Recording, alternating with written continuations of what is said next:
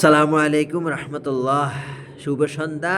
আশা করি সকলে ভালো আছেন, দেশে এবং প্রবাসে সহি সালামতে আছেন। আল্লাহ তালা আপনাদের যিনি যেখানে থাকুন, আল্লাহ তালা উত্তম রিজিকের ফয়সালা করে দেন।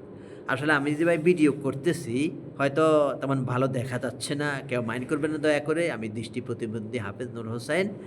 আমি তো একাকী করতেছি, তাই হয়তো কোনো খারাপ লাগতে পারে আমাকে, আমার চেহারা চরত, কেউ মাইন্ড করবে না। তবে কি করব ভাই, দুঃখী অসহায় মানুষের কথা ভাবতে হয়।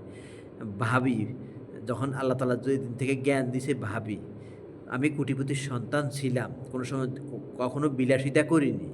কোনো সময় বড়লোকের সাথে বন্ধুত্ব করিনি। দুঃখী অসহায় মানুষের পাশে ছিলাম। হয়তো বাপ মরে গেছে, তার সাথে সম্পদও আল্লাহ নিয়ে গেছে।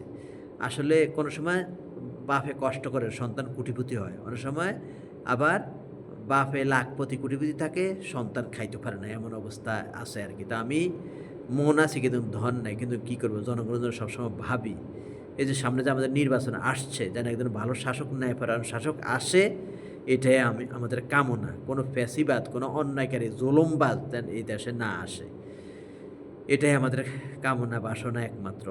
আপনাদেরও সহযোগিতা কামনা করি, যেন জনগণ সুখ শান্তি পায়। জনগণ যেন একজন ভালো শাসক পায়, এটাই আমাদের কামনা।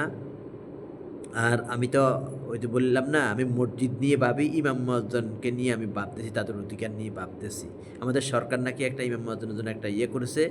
আমি চাই এটা যেন বাস্তবায়িত হয়। আমিও ছোট্ট একটা মসজিদে জব করতেছি। আমাদের এখানের কমিটিও তেমন ভালো নেই। যারা মোতোয়াল্লি, এরা মসজিদ করে ক্ষান্ত হয়ে গেছে, কিন্তু মসজিদে কোনো অনুদান দেয় না। ইচ্ছা করলেও মসজিদের টাকা পয়সা দিয়ে মানে ঘুরে ফেলতে পারে। মানে আর কারো সাহায্য লাগে না ভাই। এলাকার কারো সাহায্য লাগবে না, তারা যদি টাকা পয়সা দিত। কিন্তু এই যে আমাদের নামে থাকতে হবে, মসজিদ আমাদের নামে থাকতে হবে, এটা সেটা অনেক মানে তারা করতেছে, সহযোগিতা করে না। যাক, ফ্যামিলি নিয়ে কষ্ট আছে, দোয়া করবেন। শুধু সাহায্য আল্লাহর কাছে চাই, কারো কাছে চাই না, কারো কাছে মুখাপেক্ষি করতে চাই না। হয়তো কোনো না কোনো উসিলায় আল্লাহ তাআলা সাহায্য করে ভাই। তাই আপনাদের দোয়া কামনা করি। আপনারা ভিডিও দেখছেন, আমাকে উৎসাহিত করবেন, কমেন্ট করবেন। আর আমার দাওয়াতি কাজ মানুষের কাছে পৌঁছায় দিবেন। এটা একটা দাওয়াতি কাজ। কোনো কথা বলার মাধ্যম নাই তো কি করবো? কথা বলি। একটা সুযোগ পেলাম এইজন্য। ভালো থাকবেন।